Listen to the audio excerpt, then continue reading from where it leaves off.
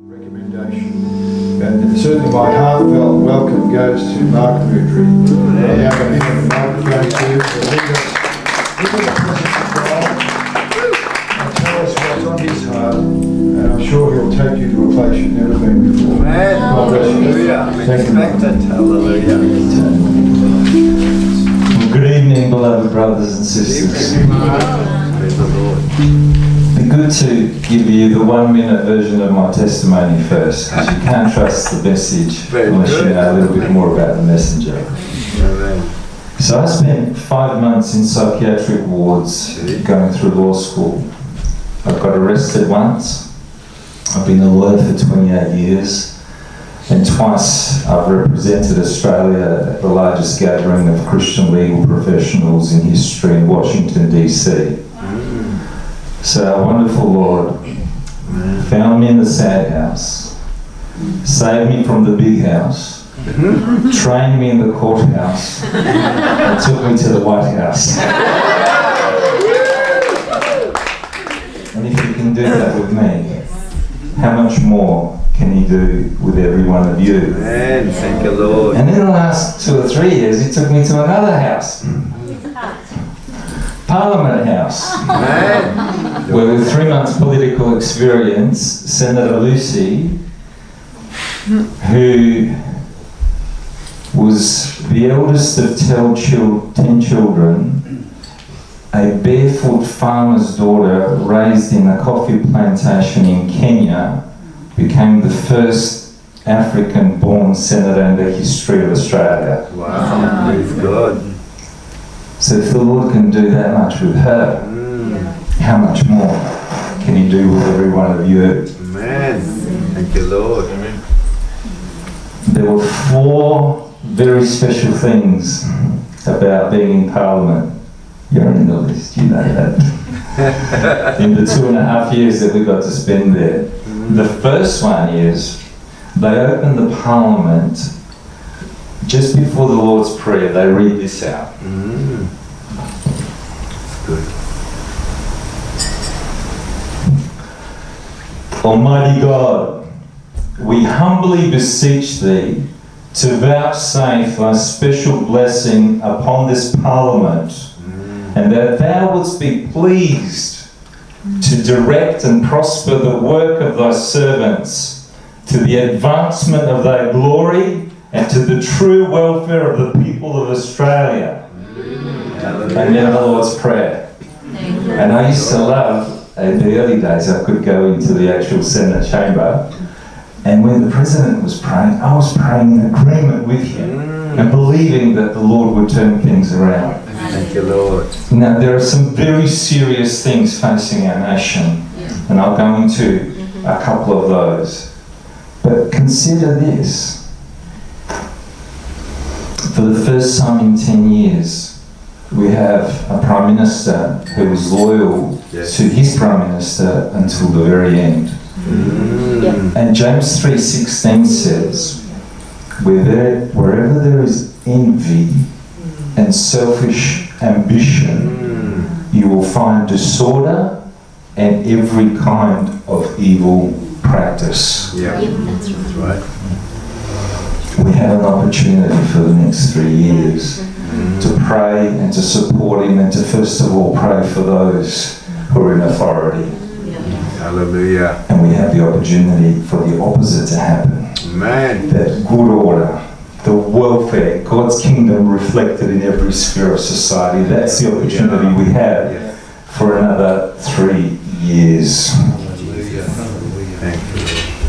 So the second thing I used to love to do was, how many of you know that in the very top of Parliament there is a prayer room? Alright? And when the Parliament was built, and I'll have Hillary as my fact checker, the then Prime Minister Hawke did not want to open the Parliament in prayer and did not want a prayer room. 50,000 Christians rallied. 50,000, I'm not evangelisticizing. 50,000. And he was persuaded to change his mind. Good Lord. And because the Parliament was mainly built, the Italian architect almost last minute, had to build it in the highest place of the parliament. So every now and then, when there was something really critical on, we would race up there and pray and get on our knees and intercede for the nation from the prophet's chamber in the highest place. That was the second thing. The third thing was just whistling and worshipping the Lord as we walked. And we were such a happy bunch, they didn't know what to do with us. I love this man. This man has paid a price. He's walked the corridors. He has fought for justice and righteousness and steered things in ways we'll never know. God bless you, Mr. Ashby. Lord, praise the Lord.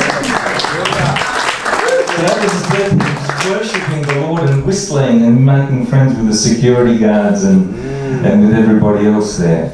And the fourth thing was, almost every night, about 2 years, we would come home here Amen.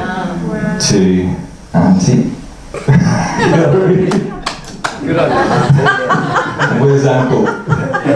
He's not here, Wayne. Wait, it's in the And kitchen. they loved on us, they prayed for us, they would boil 3 eggs for me in the morning. So they would make sure we had some breakfast because Good. you had to be in Parliament pretty early and they worked very hard till very late. Here's a specific word I believe is for you tonight. Thank you, Lord.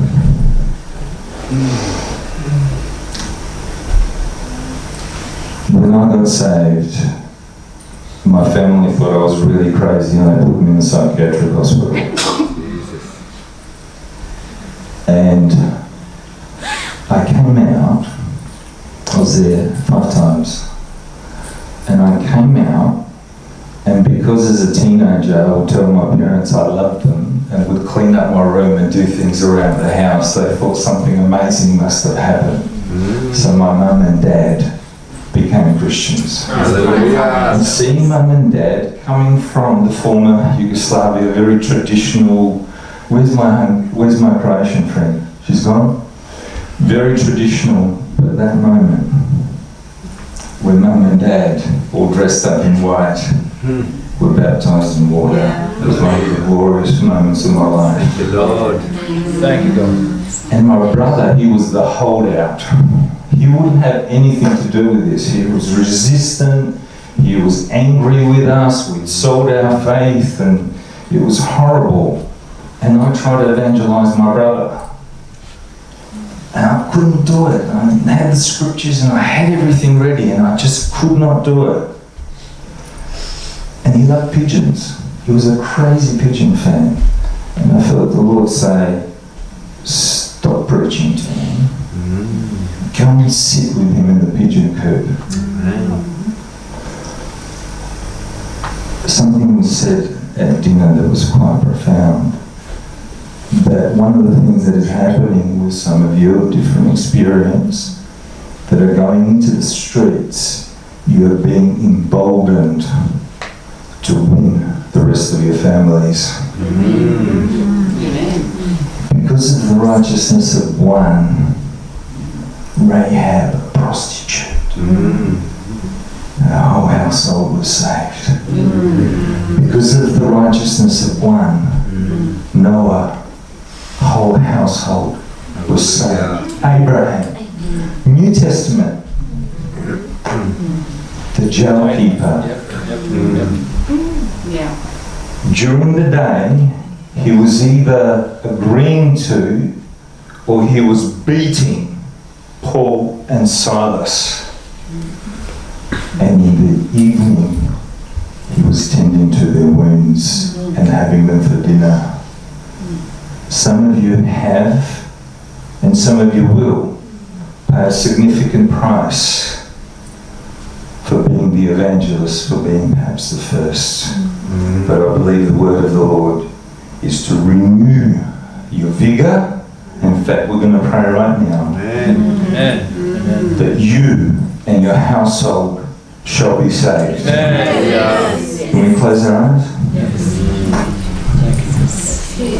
Yes, good Lord. Yes. Beloved Almighty God,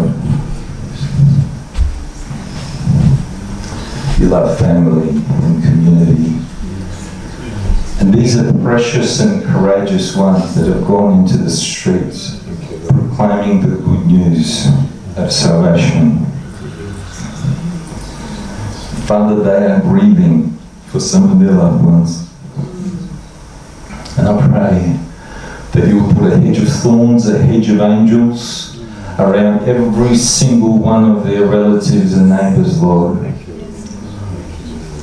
That you would cover them with a hedge of the blood of Jesus, and that you would smash every demonic assignment against them, that you would lift the veil that the enemy of their souls has put over their eyes, and that it will lift, and they will hear the gospel in a way that they can understand. Amen. Lord, you said one thing to the rich young man, because it was that thing, it was his wealth, it was his attachment to that held him from salvation, and he walked away sorrowful. You said a different thing to the woman at the well. Father, I pray that as these champions, they've got a wonderful, wonderful structure in terms of evangelizing. Father, I pray that you will so turbocharge them with your Holy Spirit. Amen. That they would have the sensitivity to hear what you are saying about that one thing that is holding the person before them Yes, Lord. from the kingdom. Yes. And Father, I proclaim and believe that in accordance with your will, that none should perish, that they'll start to see the prodigals in their own families coming back. Hallelujah. Thank you, Lord. Thank you, Lord. Praise you. You know, the first time that Jesus told Peter to throw the nets over the side of the boats were sinking. It was almost a disaster. But the second time, when he's on the shore, it says that 153 big fish were caught. Wow. But the nets didn't tear. So neither the nets, nor the fishermen, nor the fish, nor the boats were compromised. So it's my prayer for you. Between the first time and the second time Peter was broken, the devil had sifted him. You know, the night that Jesus is betrayed, they're all about to run off, and yet he says, I bestow on you a kingdom. He takes into account all of our failings and shortcomings and betrayals of others and weaves them into the identity of sons and daughters. And to Peter said, the devil has sought to sift you, but I am praying for you. Consider. He's praying for us. Amen. Just stop right there. Thank you, Lord. Thank you. And when you return, Thank you. you will strengthen the brothers. So my prayer for you is that you'll catch 153 big fish and it won't be through the sweat of your brow. What's a big fish? In the kingdom, it's like chess. A pawn, seemingly meaningless, worthless, just persevere. Right. Step over, Lord. Could become a castle, could become a bishop, could become a rook, and that's God intended. That's God can raise up from the ashes and cause you to sit amongst the princes. 153, that's a strange number. One speaks of oneness. And 4 times Jesus cries out in John 17 that we will be one. Thank you, Lord. That the love that the Father has for him will be in us. Thank you, Lord. So when we're on the streets, what is our motivation? That's probably mixed. But if it's love for that person, Yes. It's the greatest of all. Amen. So one speaks of unity, and it comes from the word integer. Integrity comes from the word integer.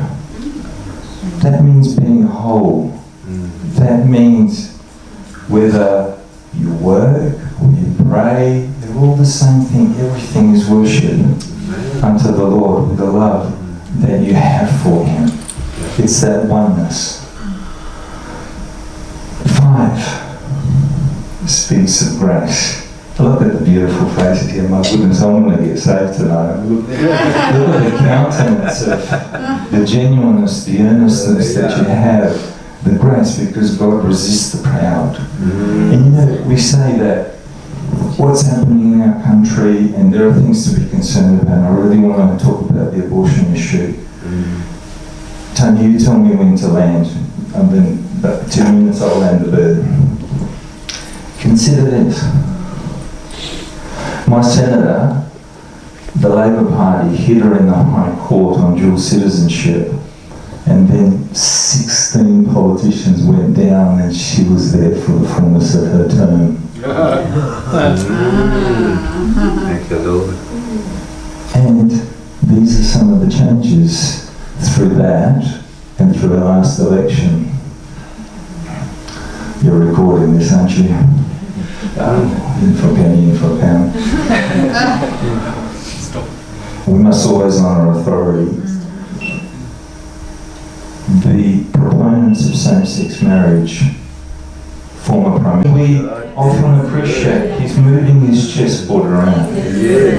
Yeah.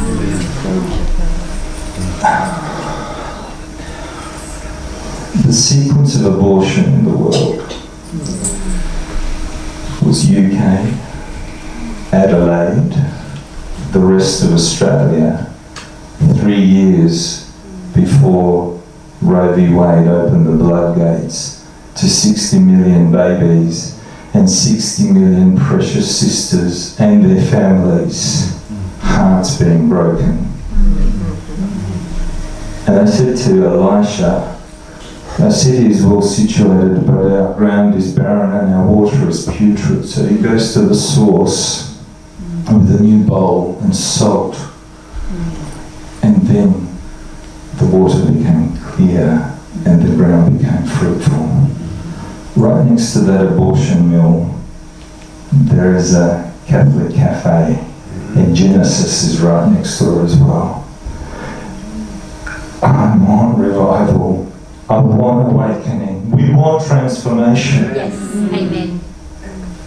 Consider the connection between the shedding of innocent blood and between 1 in 3 and 1 in 4 of our sisters carrying this wound, the one thing that they can't talk about. And after the election, the enemy regroups, and in New South Wales right now, they're trying to push this thing. And we got the lawyers together from the UK, from America, from Australia, putting a 73-page submission on caring for women, caring for babies, caring for babies in the womb, caring for families, and caring for life. From the position of the woman at the world. So I just encourage you to pray into that, because my sense is, like with David and Goliath, they had a common enemy, and when that enemy was defeated, David was able to gather the clans together. And my sense is your evangelism will become far more powerful when we deal with this demonic stronghold over our nation in a godly way. I'm going to wind up, and that's why I believe we've had a prayer tower. It's actually in our law firm. We bought the top 2 floors of the law firm so that we could set aside a room for prayer. And for 18 years there's been prayer overlooking the town hall in our city. For 18 years it's been pounded at the source. And I believe that when we get victory there, we'll get victory in many other places. And other cities are unique for other reasons, and we want revival transformation everywhere. I'm going to finish with a prayer and blowing the shofar. And when I blow the shofar, do you remember with Joshua, when they blew the trumpets, the walls came down. My prayer is that every wall of division between brothers and sisters would be broken. And what is unity? What is oneness? Well, firstly, it's a gift. Because every good and perfect gift comes from the Father above. So we don't have to manufacture it, we don't have to pretend, we don't have to earnestly seek this gift that He's delighted to give so that we can be part of His prayer in John 17. It's a process.